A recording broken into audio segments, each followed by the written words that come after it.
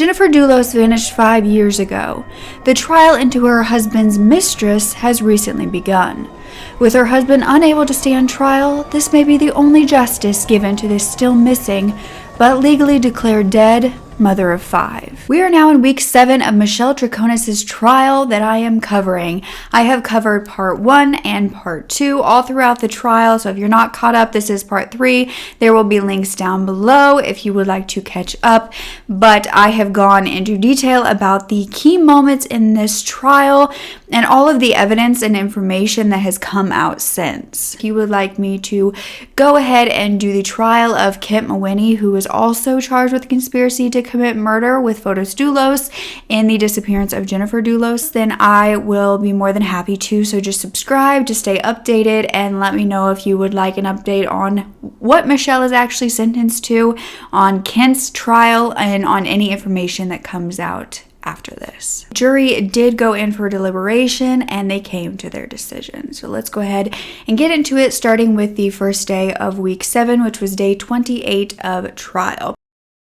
This began the charge conference, and Judge Randolph explained that in the past, these were done kind of privately in the chambers, not made public. However, this had changed in the recent years in Connecticut so that the public could see it as well as the press. However, this was the first charge conference in Connecticut that was live streamed, so it was a bit different. And while this was done, the jury was not in the courtroom. So the defense and the prosecution would argue jury instructions as to what they could say during their closing arguments that were to come. And then the judge would find which argument was correct in law so that they could use it or not. A charge conference is basically just a list of information that the jury needs to know prior to making their decision. So by the end of the conference, it was determined that the jury would start deliberating the next day, with the trip that Troconis and Michelle took to dump those garbage bags being at the forefront. Michelle Troconis' contempt hearing was also then announced to be on March 5th. And if you don't remember, this is for her allegedly looking at a computer screen that had a sealed document that she was not supposed to be looking at. At this point, Troconis Dulos' former attorney, Mike Rose, went on the News 8 to talk about this trial more. He said that he had met Troconis when he was a ski instructor and Mike was going there with his kids. He said that he didn't actually reach out to Troconis to be his attorney, nor did Troconis reach out to him. It was actually Michelle that back in January 2019, she went to Mike saying that Troconis needed help with his custody hearings. So Mike said, with the evidence that has come forward in this trial, that the state put together very thorough evidence against Troconis, but he does think that they overcharged Michelle. He thinks that this was maybe to get her to talk in the beginning, but he said that while he was there, he was watching the jurors. They looked attentive and interested, but he really couldn't tell whether the jurors were going to find her guilty or not guilty. So day 29 of the trial began with Judge Randolph telling each side of the court that they have 1 hour to present their closing arguments to the jury. This is the last time they would be able to speak, and the prosecution started by making it clear that Jennifer Dulos was dead, that she was murdered on May 24th, 2019, and it was an intentional murder. Prosecutor Michelle Manning said that Michelle and Troconis had worked together to make that happen and were successful.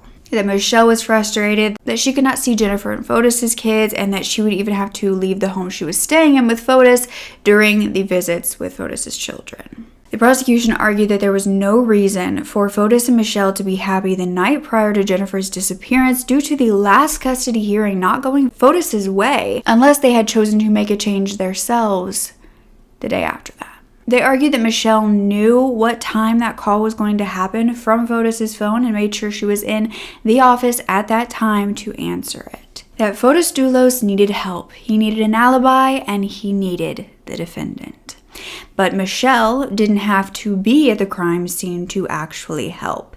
That Michelle and what she did before, during, and after was all circumstantial evidence for every charge. That not only had she gone to 80 Mountain Spring Road to give Troconis cleaning supplies, she had also gone to their Jefferson Crossing home and set fires multiple times. Then they said that she was not only with Fotis when he was dumping the garbage bags, but she was also seen opening her car door, which they believed was to block the view of Fotis disposing these items from a car that was on the other side. But the prosecution says that the evidence proves beyond a reasonable doubt that Michelle intended to end her and Fotis' 2 years of torture by murdering Jennifer.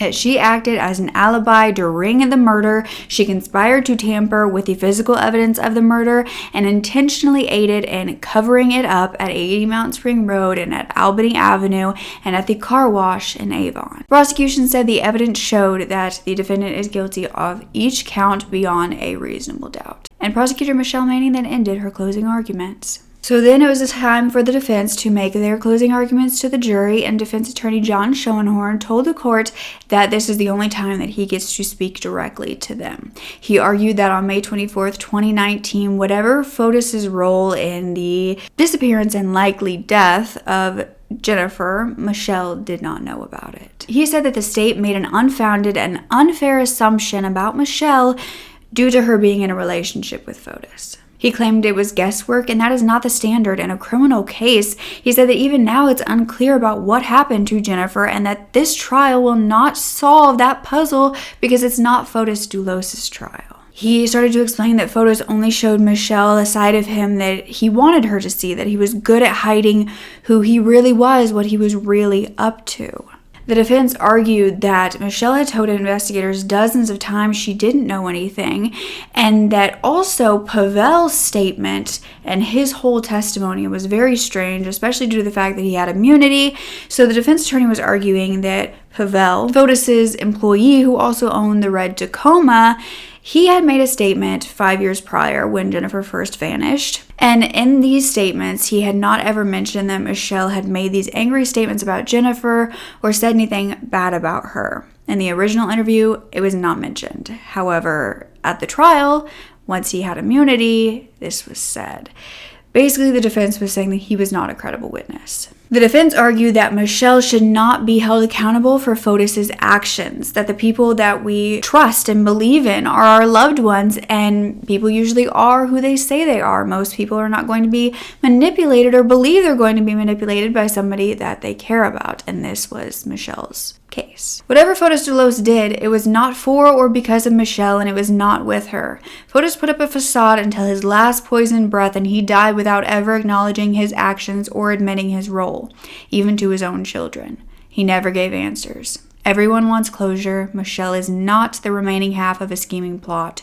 She was never part of the equation. That is pure speculation. The defense then showed a clip of one of Michelle's interviews where she and her attorney had actually left the room, and this showed one of the detectives on the case talking to the Stamford state attorney, and he states she doesn't know. The defense told the jury that if the state attorney thought that she didn't know, that's reasonable doubt. This is when the state would be able to go in for rebuttal, and state attorney McGinnis, he said that this case was all about a mother's worst nightmare. A mother being taken from her children in life and in death.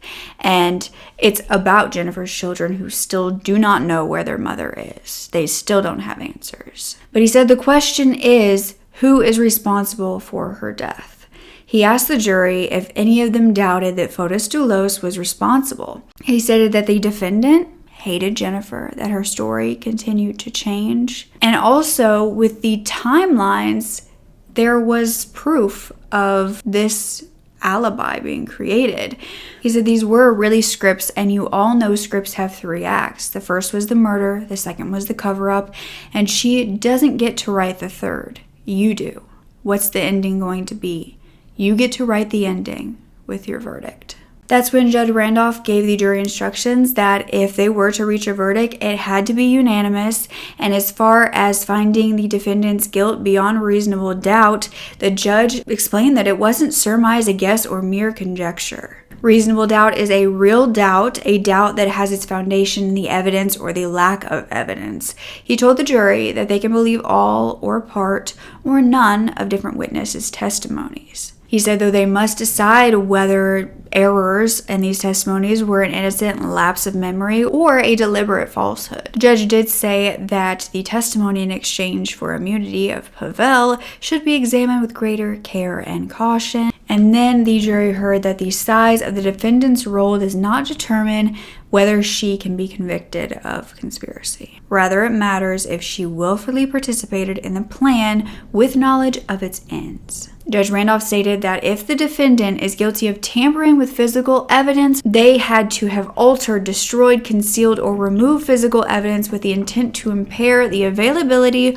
or verity of the item. The jury was then sent to the chambers to start deliberations. Defense attorney John Schoenhorn told the reporters outside of the courtroom that he believed that the state presented insufficient evidence. Detective John Kimball, who had testified in this trial, he had interviewed Michelle. He was in it from the beginning. He actually stood by Jennifer's family and friends to show support and solidarity. But by the end of day 29 of trial, the judge Randolph adjourned the court, saying that the deliberations would continue at 10 a.m. the next day. Day 30 of trial was the first full day of deliberation for the jury, and they had asked to see the testimony of Michelle's friend, who was Clara Duperon, or Petu. This was the woman who had claimed that she had evidence to prove Michelle's innocence, and they wanted to watch this once again, so they were shown a copy of the 38-minute-long testimony to rewatch. And after that full day, the court was once again adjourned for further deliberation the next day. Day 31, the jury continued to deliberate, only asking the judge to clarify on the charges of tampering with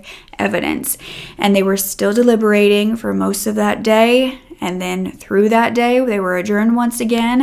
And then day 32, Michelle Troconis was found guilty of all charges. Conspiracy to commit murder, conspiracy to commit tampering with physical evidence on May 24th, 2019, tampering with physical evidence on May 24th, 19, conspiracy to commit tampering with physical evidence on May 29th, 2019, and tampering with physical evidence on May 29th of 2019, and second-degree hindering prosecution. Michelle Troconis sobbed as this verdict was read, and she faces up to 50 years in prison. However, her sentencing is set for May 31st, 2024. She was handcuffed and led out of the courtroom.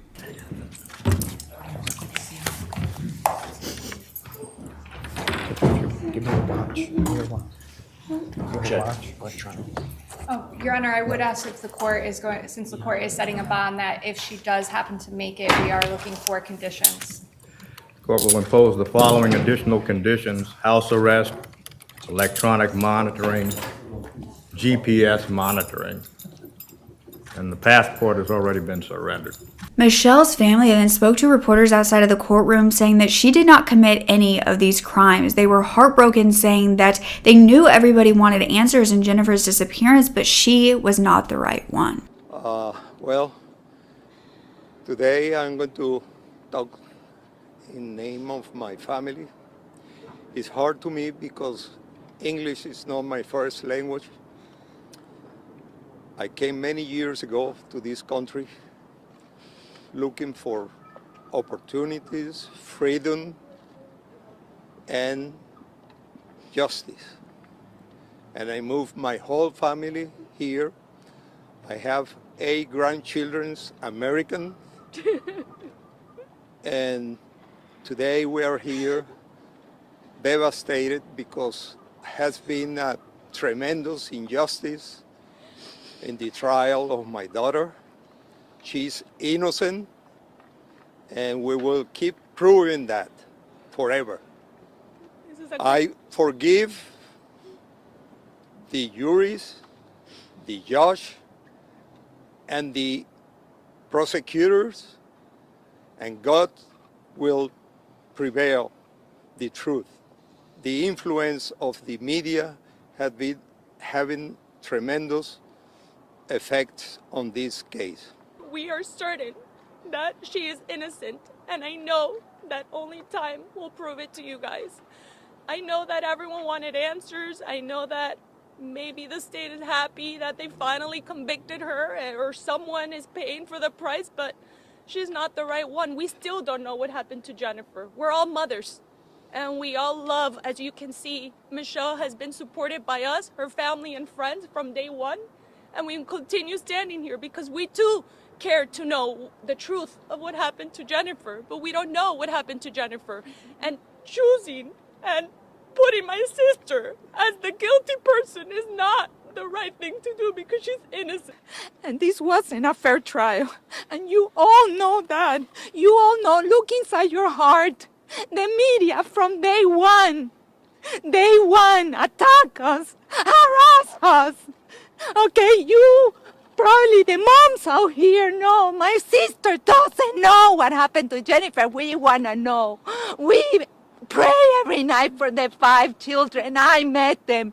I know them. They are beautiful kids. So is my niece.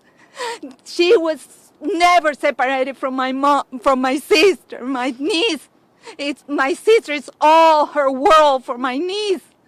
Have some compassion. I mean, your heart, look inside your heart. We cannot live in a world with this much hate. I'm sorry about what happened to your mommy, but my sister is not the answer. And I hope that when you grow up, you find your own means to know what happened, to seek for the truth, to seek for real justice. Jennifer's family said this was a crucial attribution of accountability, but not a victory. That there can be no victory when there is 5 children now growing up without their mother. They said, "We have lost a mother, daughter, sister, cousin, and cherished friend. Jennifer's loved ones cannot bury her next to her father." I don't believe that this was the correct verdict. I'm not going to criticize this jury that sat through 6-7 weeks of evidence and reached their determination. I just happen to disagree with their determination. Michelle is devastated. Her daughter has been informed. Her daughter was not here. We intend to first file post-trial motions. One of them is going to be for a judgment of acquittal notwithstanding the verdict. And there will be many, many issues we'll present even before sentencing. We will also be preparing for sentencing. There's a lot of support. Michelle has a lot of support. Because the question remains, where is Jennifer Dulos? Where is she now? Where was she when she vanished? Has she been moved? What exactly happened to her that day? We still don't know. And since Michelle either doesn't know or refuses to tell, well, Kent Mawhinney, who is going to be on trial soon enough, confessed to being involved in this alleged murder or knowing where Jennifer's body is prior to his trial, possibly to grant him some sort of plea deal. So in addition to Michelle Troconis, there is another key person in this case who did not take the witness stand. We're talking about her co-defendant, Kent Mawhinney. He's awaiting trial right now on charges of conspiracy to commit murder as well. His attorney saying last month that despite what was stated in court, his client did not invoke his Fifth Amendment right to avoid testifying. Now today, his attorney sent Fox 61 this statement. I'm going to read it in part, quote, "The senseless murder of Jennifer Farber was a horrific crime. We hope the verdict in the Troconis case provides a measure of relief for the Farber family and friends. That verdict has nothing to do with Kent Mawhinney. However, his name was barely mentioned over 6 weeks of trial, and for good reason. He was not involved in the death of Jennifer Dulos," end quote. Mawhinney has been released on house arrest since May, a date for his trial not yet scheduled. Was Jennifer buried on one of the many properties that Fotis Dulos had access to due to his foregroup? Between his home, Jennifer's home, the foregroup properties, were they all thoroughly searched? Now, I know that 80 Mountain Spring Road was searched. I found some research that all the way back in 2019, a man named Bone Finder was actually sent to 80 Mountain Spring Road to search using a ground-penetrating radar. He was contacted by the police while Fotis Dulos was trying to sell that house after his wife vanished.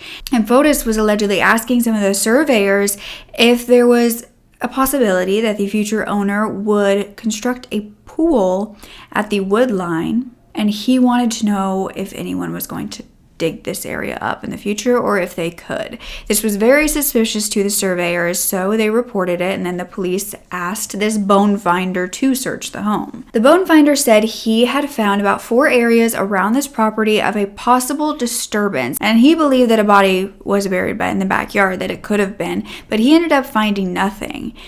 But when he went into the basement of this home, he found an anomaly about 18 inches in the ground and elongated. He said it looked like it could have been a grave, but he thought it was also a pipe. So he really found no evidence of there being a body, and there have also been dig sites along that property over the next year and a half, but nothing was found then either. But was Jennifer buried near that open grave found on the property that Kent Mawhinney was once connected to? That grave that was found with the tarp inside, perfect human size, but nobody or nothing was really in it. The 2-foot wide, 6-foot long, 3 feet deep hole with the barbecue grates on top with the blue tarp and 2 unopened bags of lime inside. Was that meant for Jennifer? Was she once in there? I had found when digging into research of that grave being found that there were actually 2 men who were on that property who were at the Windsor Rod and Gun Club, which was established by Kent Mawhinney many years prior, when they found this grave. They had been hunting. They told police that it was 100% a human grave, but they didn't know that someone was missing when they found it. So they didn't actually go to the police right then and there. However, they had found this 6 days prior to Jennifer's disappearance. And then once they heard about Jennifer's disappearance, they went back to try to find this hole in early June, and the hole was filled and covered with leaves and sticks. Was Jennifer disposed of in a different way, possibly in a body of water that was local? Was it on that water jet ski lodge property where Hutch, who had testified that he was Michelle and Fotis' friend and that they had been there for a full day after Jennifer vanished? Could she be in that water? I know that the police did search and they didn't find anything. Who knows more than they're letting on? Is there anybody still alive who knows where Jennifer is? Does Pavel Gumieni know more than he is letting on due to the fact that he has immunity? And what was burned in the home of Jefferson Crossing multiple times with the fire going? Do you have any other theories about what could have happened to Jennifer and where she is now? Her children deserve answers and deserve to give her a gravesite if that is what they choose to visit her at. They deserve to know what happened to their mother who was ripped away from them. Do you think that finding Michelle guilty on all of the counts was fair? Do you think that she knows anything about this? Was she an accomplice? Did the jury do the right thing? And if so, what should her sentencing be? Make sure you are subscribed. I will go ahead and let you know how many years Michelle is sentenced for in the community tab on my page. I can do another video if enough information comes out, especially if you want Kent Mawhinney and the contempt hearing on Michelle to be covered. Just let me know if you would like to hear all of that. But I'm really just interested to hear if you side with the jury here, or if you side with the defense, or if you think that there just wasn't enough evidence or information to find her guilty. So thank you for following along on this case with me. You guys have been so sweet about your comments and your support of me covering the case and how it's been a lot easier for you to digest with me breaking it down the way that I did. So I would love to do more of these if I have your support in doing so, and just making trials easier to digest, because I know there's so much information. It's so long. This is something that I love to do. This is my job, and I would love to make it easier on you if that is something that you would enjoy me to continue doing. So let me know down below. Thank you for coming back for a third part. Again, the first and the second part will be down below if you want a refresher. And don't forget to speak up. Your voice is powerful enough, and I love you to absolute pieces.